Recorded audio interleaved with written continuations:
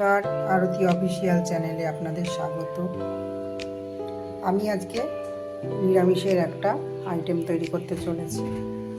তার জন্য আমি নিয়ে নিয়েছি গোবিন্দভোগ চাল 600 গ্রাম। এটাকে আমি ধুয়ে নুন আর একটু চিনি মাখিয়ে নিয়েছি। এখানে নিয়েছি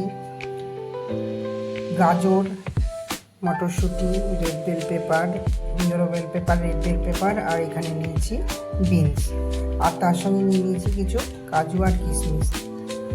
আর এখানে আমি নিয়ে নিয়েছি ফোড়নের জন্য গোটা গরম মশলা। কড়াইটা আমার গরম হয়ে গেছে। আমি এবার কড়াইতে সামান্য একটু সাদা তেল দিয়ে দেব। এবার আমি এই তেলে আস্তে আস্তে সবজিটাকে ভেজে নেব।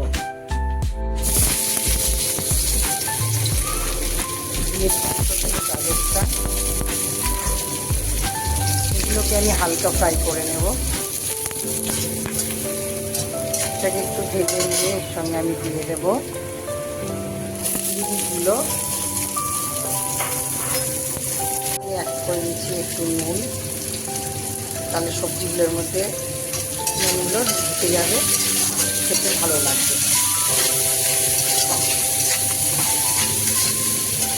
এবার আমি এর সাথে দিয়ে দিচ্ছি মটরশুঁটিটাও। দিয়ে দেবো রেড বেল পেপার আর ইয়েলো বেল পেপারটা।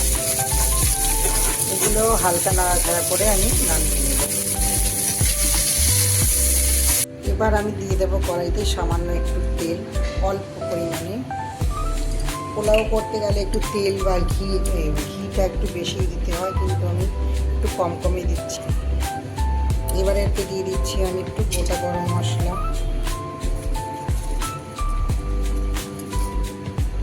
দিয়ে দিচ্ছি তেজপাতা,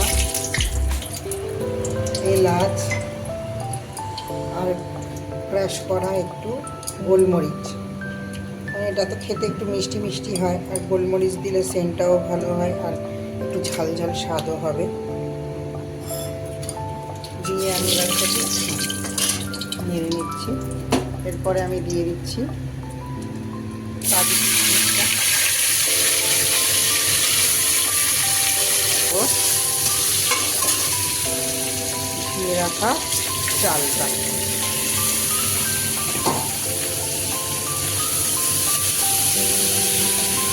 সুন্দর একটা সেন্ট বেরিয়েছে। গোবিন্দভোগের সাদা পোলাও হচ্ছে।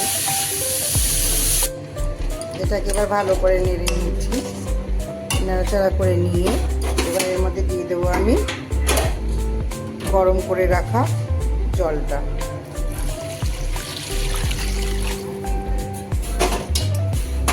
প্রথমে অল্প পরিমাণে দিলাম।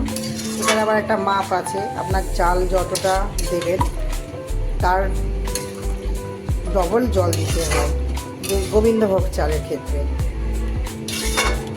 জলটা দিয়ে এবার এটাকে নেড়ে চেড়ে দিয়ে, যেহেতু এর মধ্যে আগে থেকেই আমার নুন আর চিনিটা মেশানো আছে, পরে আবার একটু দেখে দিয়ে দিতে হবে। এবার এটাকে দিয়ে দিতে হবে ঢাকা দিয়ে দিলাম।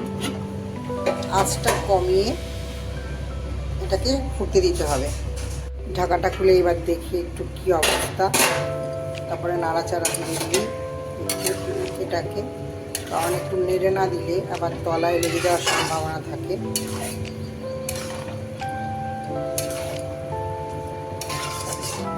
সাথে এই সবজিগুলোকে মিশিয়ে দিচ্ছি।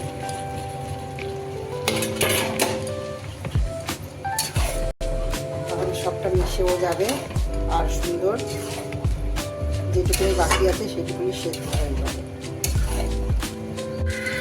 হয়ে এসছে আমার গোবিন্দভোগ চালের পোলাওটা। এবার এর সঙ্গে আমি একটু ঘি অ্যাড করে দিচ্ছি,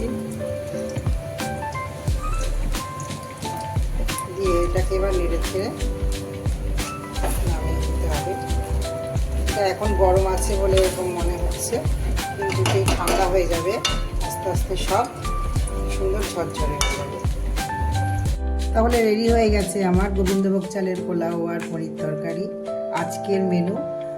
তো আমার এই রেসিপিটা তোমাদের কেমন লাগলো আমার এই রেসিপিটা যদি তোমাদের ভালো লেগে থাকে তাহলে আমার চ্যানেলটাকে সাবস্ক্রাইব করে দিও আর আমার ভিডিওটা দেখো।